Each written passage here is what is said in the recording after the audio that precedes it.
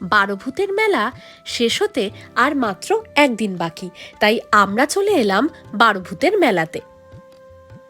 খাস কলকাতার বিজয়গড় শ্রীকলোনির বারোভূত দ্বাদশ অবতার মন্দিরের পুজোকে কেন্দ্র করেই এই মেলা শুরু হয়।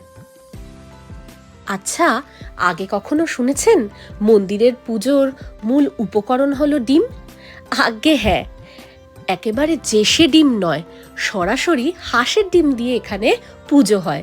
একটা নয়, দুটো নয়, হাজার হাজার হাঁসের ডিম দিয়ে এখানে বুড়িমাকে উৎসর্গ করা হয়। বারোভূত অর্থাৎ বিষ্ণুর 12টি অবতারকেই এখানে পুজো করা হয়।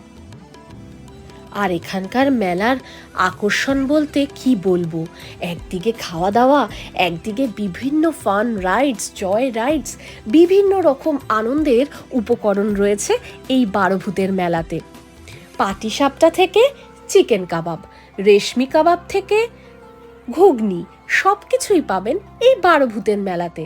তার সাথে চুড়ি থেকে কানের দুল, বিভিন্ন রকমের উপকরণ রয়েছে এই মেলাতে।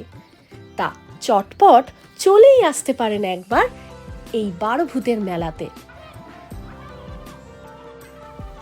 ও হ্যাঁ, এই মেলায় আসার লোকেশনটা জেনে নিন।